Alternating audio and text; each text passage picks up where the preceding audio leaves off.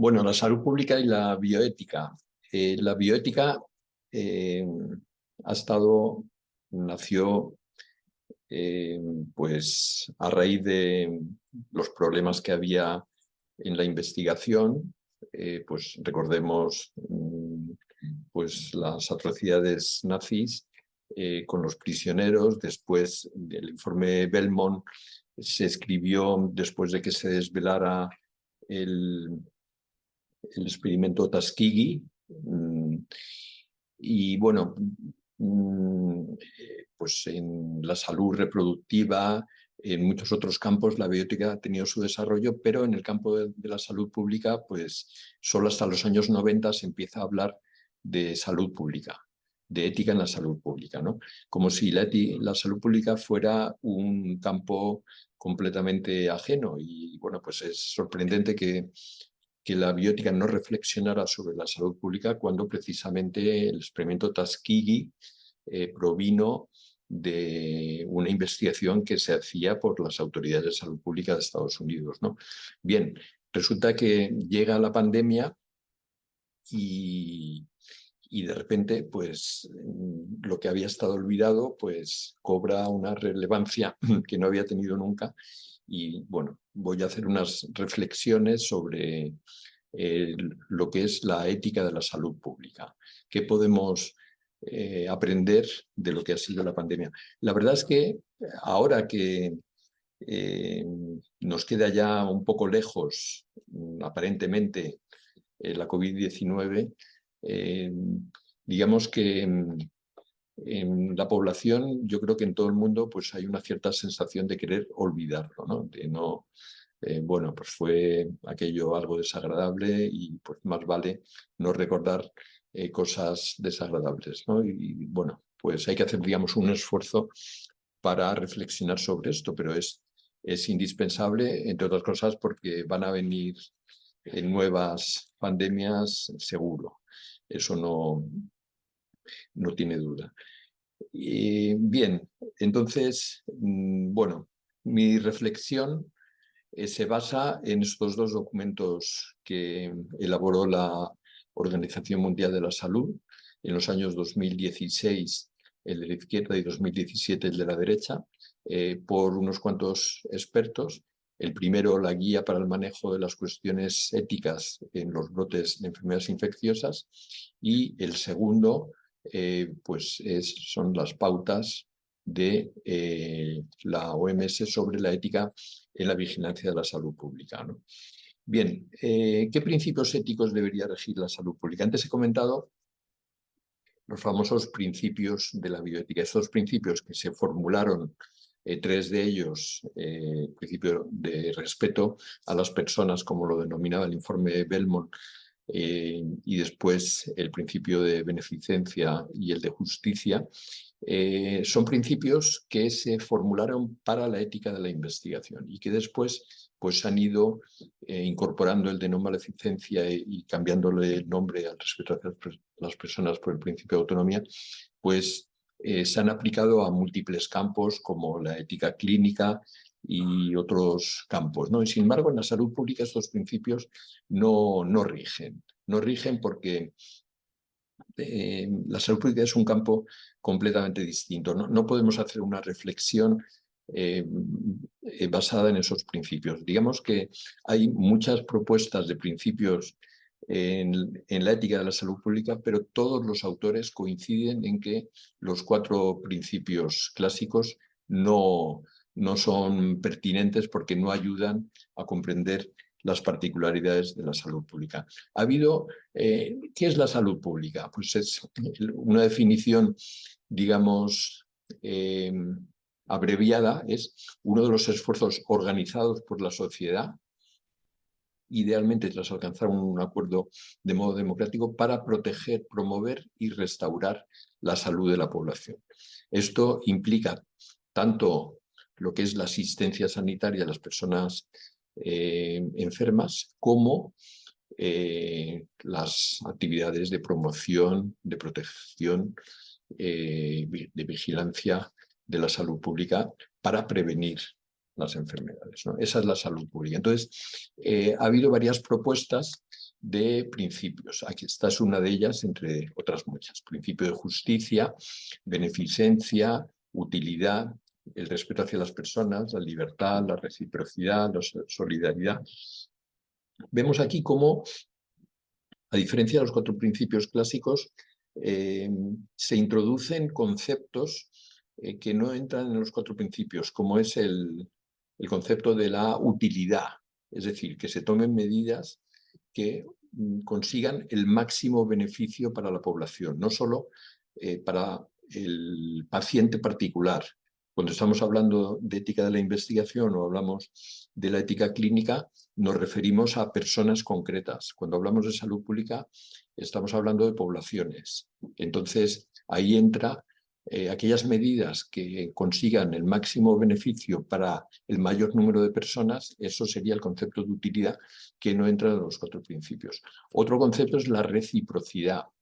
La reciprocidad, que son acciones que se podrían derivar del principio de justicia, en donde aquellas personas que han sufrido unas cargas mayores o exponen más su salud, tienen derecho a recibir de la sociedad más que otras personas, ¿no? O la solidaridad. La solidaridad es un concepto que también es ajeno en los 4 principios y que indica que la humanidad, los seres humanos, somos animales sociales y no podemos vivir aislados de los demás. Y el concepto de solidaridad, o como lo formula Ángel Pujol, de fraternidad, pues es un concepto básico en la salud pública, ¿no? Que significa pues el ayudar a otras personas que tienen necesidades, aunque eso a veces supone un cierto sacrificio personal, ¿no? Bien, a mí lo que me gusta, los principios fundamentales de la salud pública, yo los definiría en estos 4, que no me lo he inventado yo, sino que viene del documento de la OMS de 2017 sobre vigilancia epidemiológica, ¿no? Y que tiene la virtud de que son muy simples, son solamente 4, éticos estrictamente los 3 primeros, y el 4 es un principio más político que ético. Los principios son el del bien común, que significa que todo aquello que beneficie a la salud de la población, pues es algo que se valora positivamente, ¿no? Y los beneficios de la salud pública son beneficios generales, no es la agregación de la salud de los individuos, sino que es algo más. Pues que haya agua potable, o que pues haya seguridad en el trabajo, o que los alimentos no estén contaminados. Eso es algo que favorece la salud pública en general y que es mucho más que las aportaciones que puede hacer cada individuo. Y por eso el bien común implica que la salud pública es un requisito para el bien de todos, ¿no? Es una condición necesaria para el bien de todos, ¿no? Necesita una buena supervisión, y aquí en el bien común vemos un concepto que se relaciona con el de la beneficencia de los principios clásicos, pero visto con un enfoque colectivo. El bien común implica que las personas y las comunidades afectadas tienen que participar en las decisiones de salud pública que les afectan. No es algo, como se ha hecho clásicamente, se ha entendido la salud pública como que las autoridades toman medidas y la gente obedece y las aplica. No, sino esa es, digamos, el esquema tradicional, pero igual que se ha roto el paternalismo en la ética clínica, pues en la salud pública significa que todas aquellas personas afectadas tienen que dar su opinión y tener su forma de intervenir en estas decisiones. Ese es el primer principio del bien común. El segundo es la equidad. Vivimos en sociedades muy desiguales y sabemos que las desigualdades sociales tienen efectos adversos sobre la salud. No estoy hablando de las desigualdades biológicas o naturales, sobre las cuales pues, nuestro margen de acción es reducido, ¿no? Me refiero a las inequidades, aquellas que se pueden resolver con acciones colectivas, ¿no? Entonces, la equidad, que no es estrictamente la justicia, ¿no? Sino buscar que haya una equidad en la sociedad, pues es un concepto básico en la ética de la salud pública. Lo cual significa que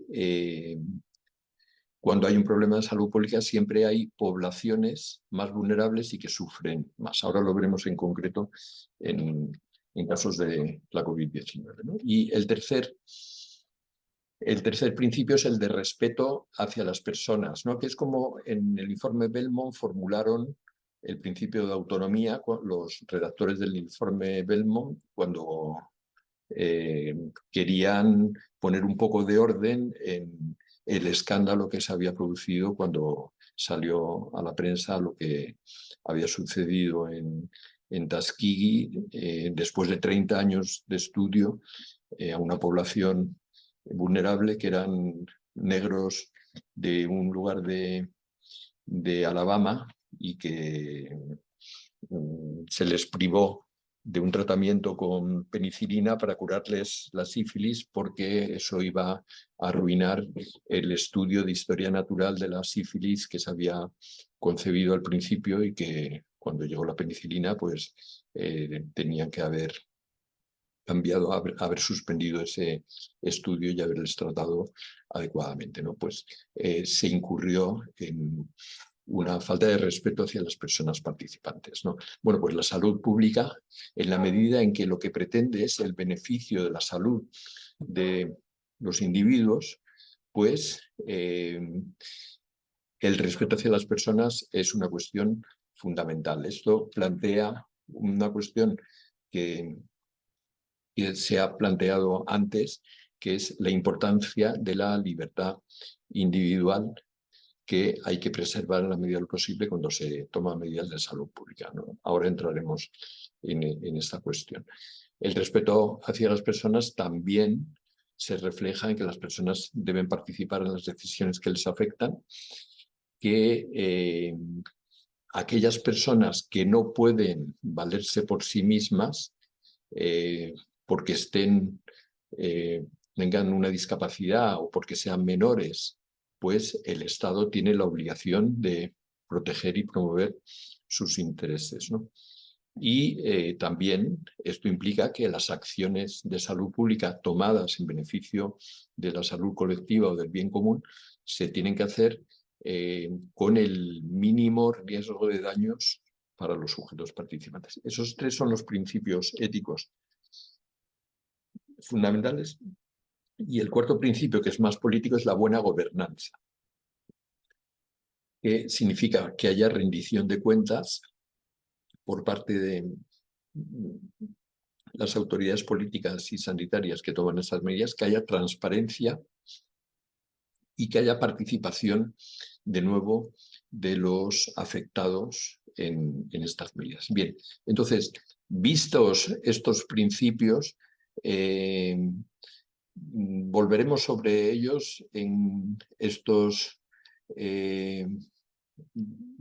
11 casos que quiero pasar un poco por encima en el tiempo que me queda y que son los siguientes: asignación de recursos escasos, restricciones a la libertad de movimientos, la necesidad de crear sistemas de vigilancia de la salud pública, aquellas situaciones de vulnerabilidad especial, los derechos y las obligaciones de los trabajadores que están en primera línea en una pandemia, la disponibilidad de recursos sanitarios para afrontar la pandemia, el alcance de las medidas frente a la COVID-19, las obligaciones de los gobiernos y de la comunidad internacional frente a otros países, la preparación frente a pandemias futuras, la investigación durante las epidemias y la buena gobernanza. Voy a ir uno a uno cada uno de estos temas y lo que haré será escoger aquellos, sobre todo, pues lo que más conozco, que ha sido un poco la experiencia en España, que, bueno, pues yo desconozco la experiencia de otros países más alejados, como los de América Latina. Puedo conocer así un poco más los de los países europeos, pero bueno, me ceñiré a ejemplos que vivimos en la situación española. Primero, la asignación de recursos escasos. ¿Qué es esto de la asignación de recursos escasos? La salud pública implica priorizar siempre y se está priorizando todos los días. Una priorización es pues, cuando se decide quién ingresa a una unidad de cuidados intensivos o quién no, ¿no? Porque hay un cierto triaje y hay personas que tienen un pronóstico muy malo y no tienen posibilidad de beneficiarse de las atenciones que reciben en una unidad de cuidados intensivos, pues esas personas no entran en esa unidad de cuidados intensivos, ¿no? O, por ejemplo, yo, aunque ahora soy epidemiólogo y me dedico a la, a la docencia y a la investigación en la salud pública, me formé inicialmente como nefrólogo y, y viví los años en los cuales pues, el acceso a la diálisis pues, estaba muy restringido, ¿no? Yo recuerdo cuando me estaba formando, se establecía un criterio de edad, ¿no? De forma que aquellas personas que tenían más de 50 años no, no recibían tratamiento con diálisis, ¿no? Y eso significaba la muerte inminente en un plazo de una semana, desde el momento en que necesitaban la diálisis, ¿no? Y bueno, recuerdo que en aquel entonces, pues una persona con diabetes mellitus que necesitara diálisis, pues tampoco recibía la diálisis, ¿no? Y era un momento en el cual, pues, no había recursos. Eso es una situación que vivimos en España pues a finales de los años 70. Pues, luego fue cambiando y cada vez hubo más disponibilidad de máquinas para diálisis y personal sanitario, que es un tratamiento muy caro, ¿no? Pues en muchos lugares pues sigue habiendo restricciones de este tipo, ¿no? O sea, digamos que la asignación que siempre vivimos, eso lo dicen muchos los economistas, que hay que gestionar la escasez, ¿no? No hay recursos ilimitados y entonces pues hay que establecer prioridades. Y esa situación pues se acentuó en la pandemia, ¿no? De repente pues hubo, aquí en España lo vivimos y bueno, sé que en Ecuador hubo una explosión de casos al principio y entonces había que racionar y había que decidir quién entraba en las unidades de cuidados intensivos. Lo que se hizo fue aumentar el número de camas. Pues, recuerdo que en algunos sitios, en muchos hospitales, se multiplicaba por 3 el número de camas.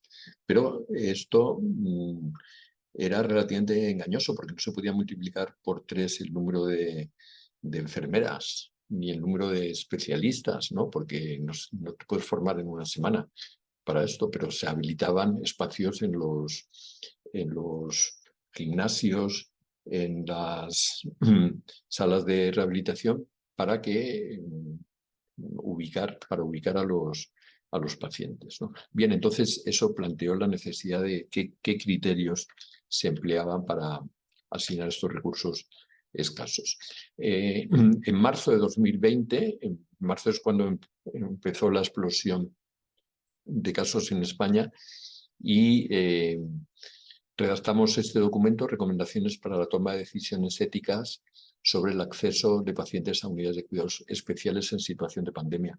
Y bueno, pues fue un documento de consenso entre varios expertos y bueno, tuvo mucha repercusión. También las sociedades científicas intervinieron en esto y bueno, pues intentamos poner un poco de claridad en este asunto.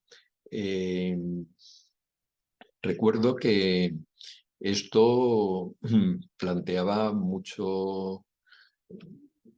Si de repente un especialista que está en una unidad de cuidados intensivos y le llaman para ingresar a un paciente y tiene que decidir, un paciente con COVID-19, en aquel entonces, si rechazaba el ingreso de ese paciente en la unidad, pues suponía una sentencia de muerte y esto fue muy duro para muchos especialistas que sufrieron mucho estrés y mucho agobio en la toma de esas decisiones. En algunos lugares, recuerdo que en un hospital de Madrid, el Hospital de la Princesa, pues el Comité de Ética Asistencial habilitó, se hizo con un buscapersonas y estaba disponible un miembro del comité eh, todo el día para resolver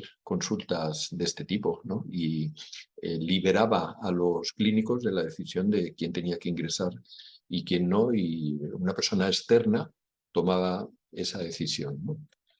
Eh, bien, este trabajo de Hortal Carmona y coautores, publicado en Gaceta Sanitaria 21, análisis ético y recomendaciones para la distribución de recursos escasos en situación de pandemia, y que pues analiza los distintos criterios de distribución, la legitimidad y la responsabilidad, quién tiene que tomar una decisión, en base a qué. Por ejemplo, una regla que es prácticamente universal, yo también lo viví como nefrólogo, ¿no? Cuando está la lista de espera de trasplante renal, ¿no? Que siempre hay muchos menos trasplantes disponibles que personas que están en la lista de espera. Y cuando llega un nuevo eh, riñón, un donante, pues hay que decidir quién es el candidato idóneo, ¿no? Y bueno, pues un criterio siempre es la edad, ¿no? Y se sitúa como prioritario incondicionalmente a los menores, a los niños que están esperando un riñón. Si el tamaño del riñón es suficientemente adecuado para el tamaño del receptor, pues están por delante de los adultos, ¿no? Porque se considera que pues tienen más vida por delante, que el número de años de vida adicionales es mayor que el de una persona que ya es adulta, ¿no? Como por poner un ejemplo. Y otro criterio, que sea otro campo en el cual ha habido que discutir cómo se asignaban eh, recursos escasos, pues es el de la vacunación frente a la COVID-19 en España, que recordemos que empezó, las vacunas primeras llegaron en diciembre de 2020 y se estableció un grupo de trabajo técnico de vacunación COVID-19 en España. Y ese grupo, que se componía pues, de médicos, de expertos en bioética, de otros especialistas, pues estableció unos criterios de prioridad. Y estableció como la primera prioridad los mayores que estaban en residencias geriátricas. Y en segundo lugar, los trabajadores sanitarios.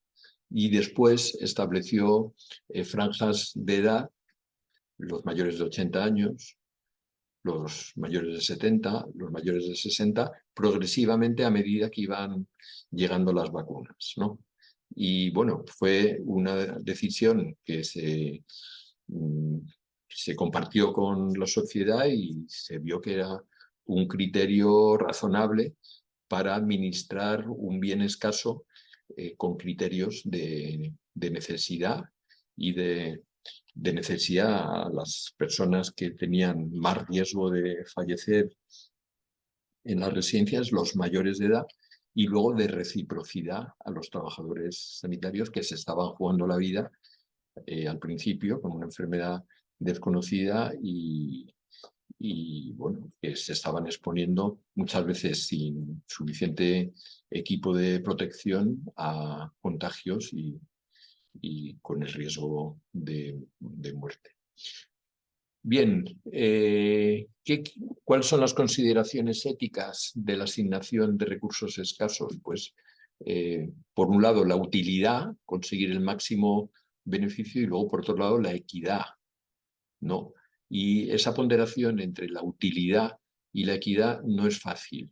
La utilidad es lo que en filosofía defiende el utilitarismo, buscar el máximo beneficio para la sociedad, pero no se puede hacer sin tener en cuenta que también hay que hacerlo con criterios de equidad y prestando atención a las necesidades de las poblaciones más vulnerables, ¿no?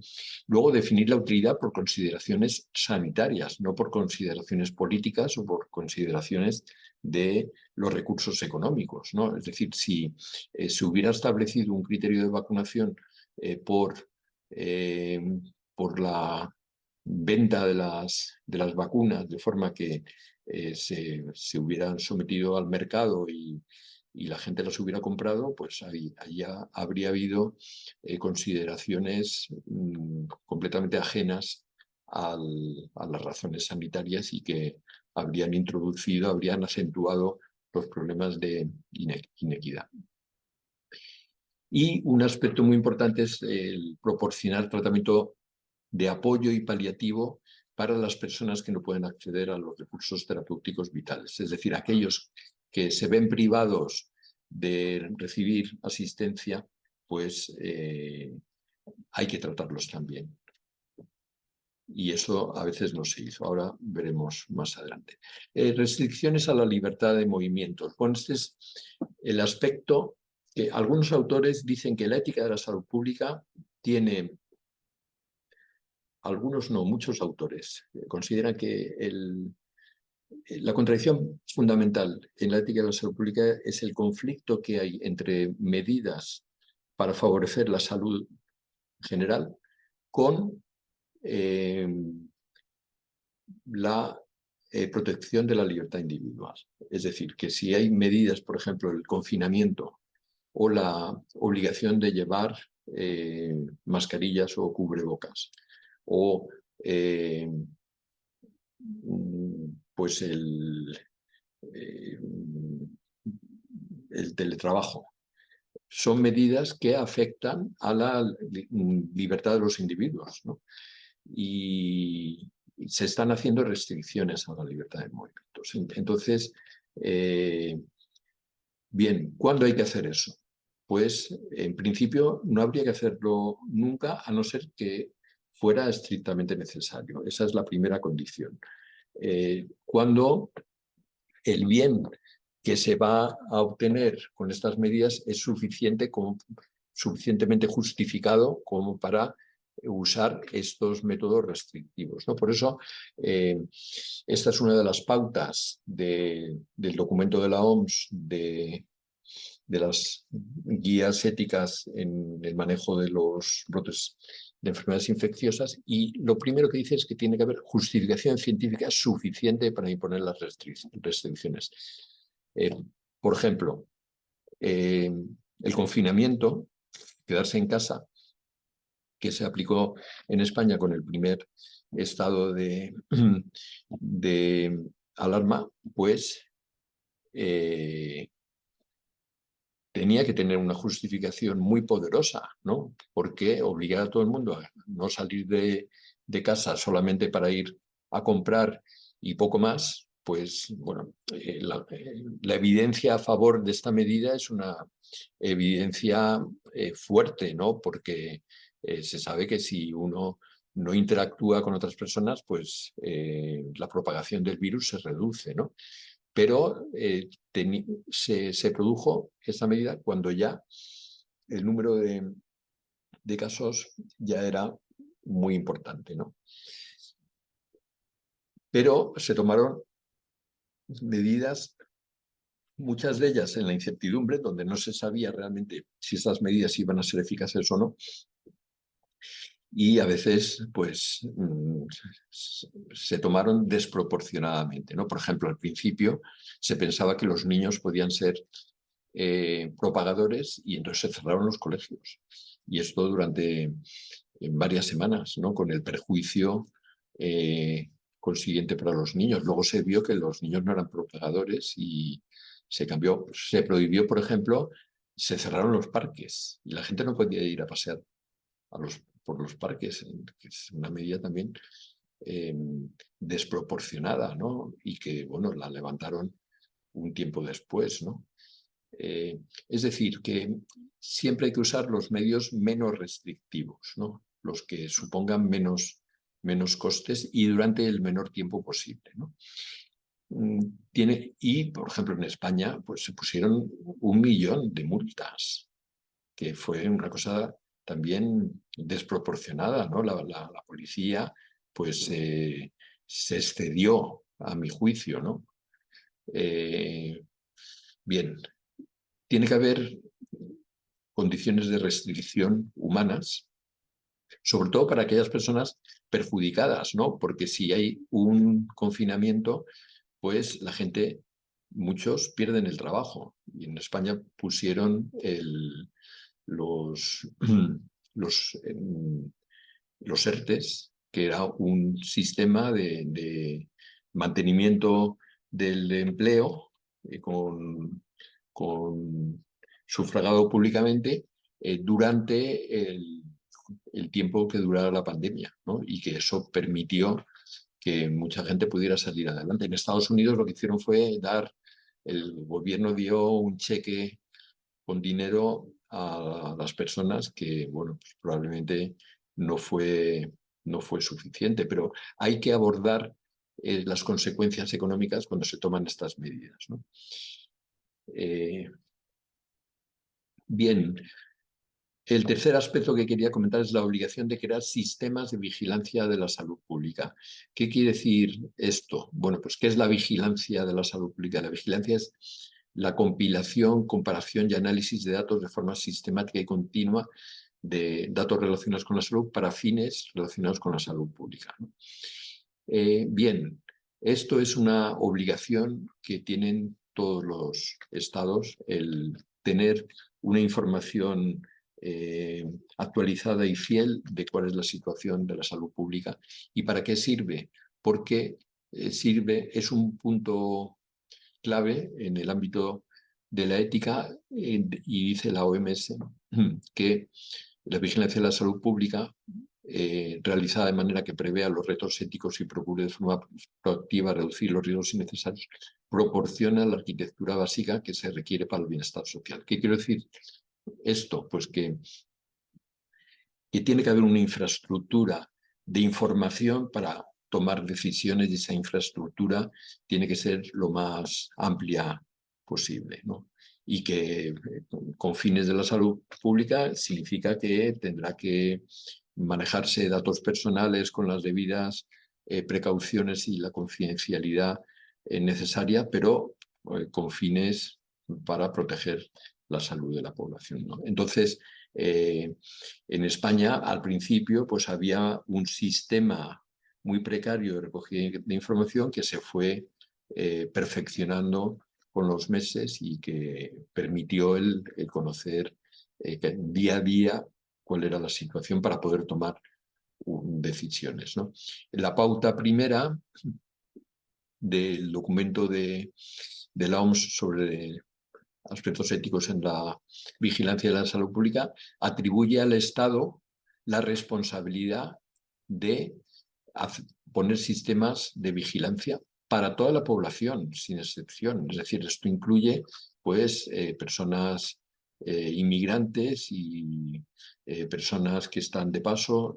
El Estado es responsable ante todo y tiene que atender las amenazas para la salud más importantes que tiene que tiene la sociedad. El cuarto aspecto que quería comentar es que en la ética de la salud pública hay que prestar una atención especial a aquellos grupos que tienen una mayor vulnerabilidad. Y me voy a referir a dos grupos en concreto. Los mayores que viven en residencias geriátricas, que, bueno, aquí vemos hasta marzo de 2022, pues había habido en España 32.628 fallecidos en residencias de mayores por COVID-19 confirmados sospechados, aproximadamente el 30% del total de los fallecidos, ¿no? Que supuso una auténtica escabechina en las residencias. Hay dos libros que se publicaron sobre la gestión de las residencias en la Comunidad de Madrid, donde yo vivo, y que fue calamitosa. Un periodista de investigación, Vergüenza del escándalo de las residencias, y luego Morirás de forma indigna, escrito por el que entonces era el consejero de Políticas Sociales de la Comunidad de Madrid, Alberto Reyero Zubiri, y que, pues, que no dispuso de medios para poder contraponerse a las ideas del Ministerio de Sanidad, de la Consejería de Sanidad y de la Presidencia de la Comunidad de Madrid, que lo que hicieron fue prohibir la llegada de pacientes de las residencias a los hospitales. O sea, no prohibir su estancia en las unidades de cuidados intensivos, sino en los hospitales. Y la Comunidad de Madrid lo que hizo fue construir un hospital de batalla que lo construyeron en 2 semanas, al igual que lo habían hecho los chinos, que tenía cabida para 5.000 personas. Y resulta que en las residencias de Madrid murieron 5.000 personas, ¿no? De las cuales, de los residentes, solamente acudieron 20 a ese hospital de batalla. Y las residencias no fueron medicalizadas, no recibieron ningún tipo de atención. O sea, lo que vimos antes de que los que se quedan atrás en el triaje y no reciben asistencia deben recibir un tratamiento de apoyo, un tratamiento paliativo. En este caso, muchos de los residentes que murieron en las residencias geriátricas lo hicieron solos, sin ningún tipo de atención sanitaria. Y el segundo aspecto que quería comentar es las personas de vulnerabilidad, pues aquellos que no podían teletrabajar, que tenían que ir todos los días pues en el transporte público a ganarse la vida y que estaban más expuestos al riesgo de contagios, ¿no? Bueno, pues aquí vemos la variación del índice de Gini en España a partir del inicio de la pandemia y vemos cómo vemos cómo como consecuencia del impacto, pues la diferencia entre los índices antes y después de las transferencias públicas de dinero que hubo para las empresas, para mantener con esos ERTEs, para mantener los salarios, pues lo que hicieron fue reducir la desigualdad. En la línea naranja vemos lo que habría aumentado el índice de Gini si no hubiera habido transferencias públicas. Y en la línea negra vemos lo que subió de hecho. Subió algo, subió pues 3 puntos, pero menos de los 11 puntos que habría subido, ¿no? En caso de que no hubiera habido apoyo público. Bien, los derechos y las obligaciones de los trabajadores en primera línea. Este es un aspecto muy importante. Los trabajadores en primera línea son no solo los trabajadores sanitarios que tenían que atender todos los casos exponiéndose, sino también pues, los que atendían al público, los bomberos, los policías. y también pues los que tenían que trabajar todos los días, ¿no? Los que estaban en primera línea, ¿no? Y aquí entra lo que hablaba antes de la reciprocidad, que estas personas tienen derecho a recibir una atención prioritaria porque se han expuesto más que los demás.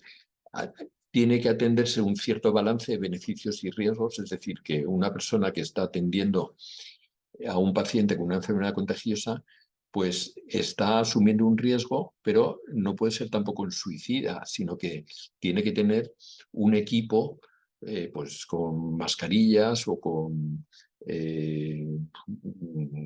aparatos que cubran eh, los ojos o los guantes. Es decir, tiene que estar suficientemente protegido de una forma razonable, ¿no? Y al principio, cuando empezó la pandemia, pues eso no se dio. Muchos trabajadores tenían que construirse sus propios cubrebocas pues con telas o las tenían que reutilizar indefinidamente cuando ya habían perdido su valor porque se habían agotado todas, ¿no? Y bueno, pues también hay que atender a aquellos trabajadores que se hunden y no pueden trabajar en primera fila, pues hay que, bueno, pues habrá que cambiarles de lugar, pero bueno, también hay que comprender su situación y, bueno, pues no despedirlos, sino tratarles con humanidad. Y estos trabajadores también tienen una serie de obligaciones que tienen que cumplir, ¿no? Otro aspecto que quería comentar es la disponibilidad de recursos sanitarios, ¿no? Es muy importante, y esto lo hemos visto en España cuando surgió la pandemia, nos dimos cuenta de que los hospitales no estaban suficientemente dotados, la atención primaria era muy precaria, no había recursos para la salud pública, no había recursos para los servicios sociales. Estaba todo en una situación muy precaria. No hablemos ya de otros recursos como de salud mental, ¿no? Y se intentó reforzar estos recursos, pero muy tímidamente, ¿no? Ahora la atención primaria sigue estando en una situación muy precaria. Lo único que está de una forma decente es la atención hospitalaria. La salud pública sigue siendo muy precaria y, bueno, los recursos sanitarios tienen que estar suficientemente reforzados para atender las pandemias, ¿no? Ahora quería hablar de esto que he llamado alcance de las medidas frente a la COVID-19, ¿no? Y quería comentar ese trabajo de Baker y coautores. Este es un epidemiólogo neozelandés que definía que hubo varias estrategias distintas en el mundo. Pues teníamos la estrategia de eliminación que aplicaron los países del Oriente Lejano, Nueva Zelanda, y Islandia y algún otro país, y que lo que quería, su política era eliminar el virus en la medida de lo posible. Y frente a la estrategia de mitigación o supresión que fue la que se aplicó en Europa Occidental y en Norteamérica.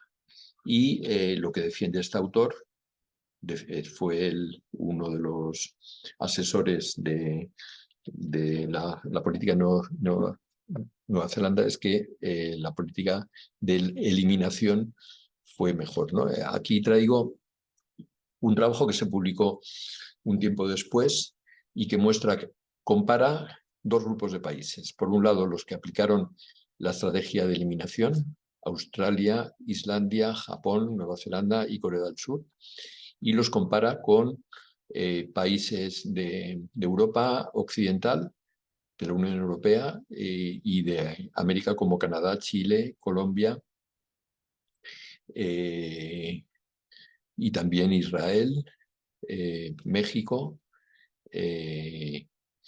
y también está España y Estados Unidos y Turquía. Entonces compara tres elementos. Por un lado, los muertos por millón y por día. La línea azul son los países donde aplicaron la eliminación y donde aplicaron la mitigación. Se ve que hubo muchos más muertos que en los otros países. Luego comparan el cambio que hubo en el Producto Interior Bruto y vemos cómo aquellos países que aplicaron la política más suave de mitigación, pues tuvieron un descenso del Producto Interior Bruto mucho mayor que la línea roja, que es de los que aplicaron la política de eliminación. Y estos autores hicieron un índice del grado de intensidad de las medidas de confinamiento, ¿no? Y entonces encontraron que también el grado de confinamiento fue muy superior, o de restricción de libertades, ¿no? Pues también fue muy superior en los países donde habían aplicado una política de mitigación. Es decir, que todo aquello que dijeron en su día de que no eran muy agresivos intentando controlar el virus porque la economía tenía que seguir funcionando, pues aquellos países que aplicaron estas políticas más enérgicas, pues tuvieron menos problemas en la economía, hubo menos restricción de las libertades individuales y tuvieron muchos menos muertos, ¿no? Bien, luego aquí vemos cómo la lista de muertos que está actualizada hoy de varios países, en donde, bueno, este pico que tenemos aquí es, estos picos son de Ecuador.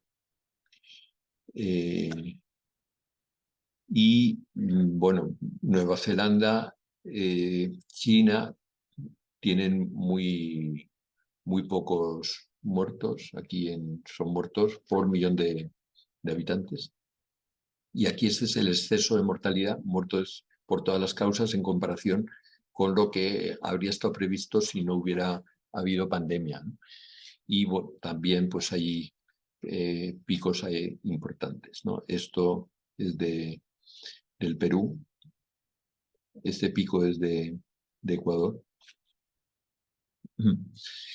Bien, obligaciones de los gobiernos ya, me queda poco tiempo, voy a pasar deprisa esto que me falta. Obligaciones de los gobiernos y de la comunidad internacional, ¿no? Cuando hablamos de solidaridad, de que vivimos en sociedad y que nos debemos al cuidado de los demás, esto significa que los gobiernos también, aquellos que tienen más recursos, tienen que ayudar a los países que tienen menos recursos, ¿no? Bueno, pues lamentablemente lo que ha sucedido en esta pandemia es que los gobiernos ricos pues no han hecho la provisión de asistencia financiera, técnica y científica que era su obligación, ¿no? Como señala el Reglamento Sanitario Internacional.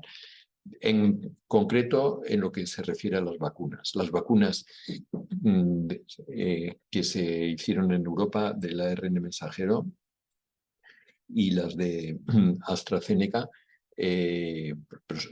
recibieron mucho dinero de la Unión Europea y de Estados Unidos para su fabricación, y no les exigieron como contrapartida a los fabricantes una serie de mediante acuerdos que han sido secretos, pues para favorecer la difusión de estas vacunas a los países de menos recursos, ¿no? Al final, muchos países se han ido vacunando con las vacunas de Sputnik V rusa, dos vacunas chinas, y eso ha mejorado un poco la situación, pero todavía hay 32, este dato está tomado hoy, 33% de personas en países de pocos ingresos que solo han recibido una dosis. Aquí vemos a día de hoy cuáles son las dosis administradas por cada 100 personas según grupos de ingresos. Los países con altos ingresos, con ingresos bajos, medianos y con ingresos bajos. Vemos cómo los países con ingresos bajos no llegan a 50 dosis administradas por 100 personas. La preparación frente a las pandemias, bueno, pues se hablaba de que iba a llegar una pandemia que nos iba a afectar a todos, pero quedó en buenas palabras porque hubo muchos preparativos, pero al final nadie había puesto las medidas para protegerlo. ¿Nos va a ocurrir para la próxima? Pues esa es una pregunta que queda en el aire. La investigación durante las epidemias.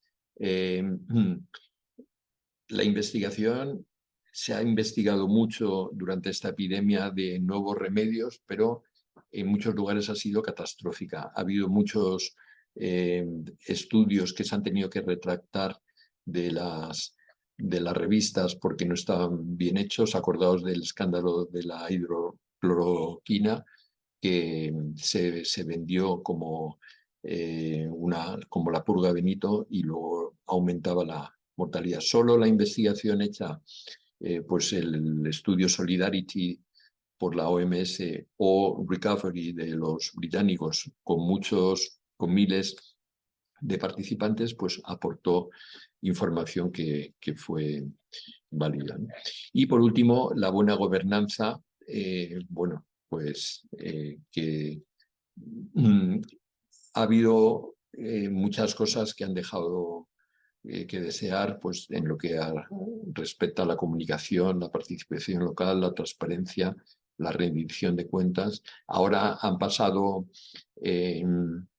más de 3 años, va a ser 4 años, y no ha habido una reflexión colectiva con una rendición de cuentas adecuada, y eso es una actividad que queda pendiente.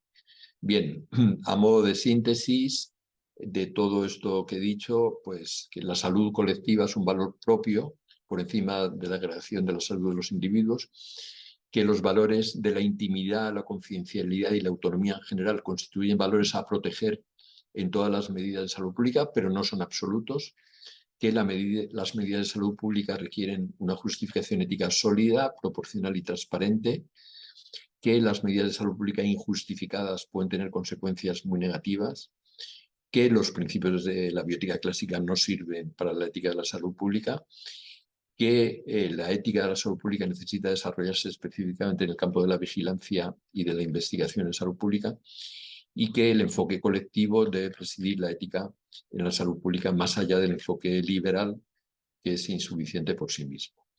Bien, pues ha sido un placer para mí el contarles esto y muchas gracias.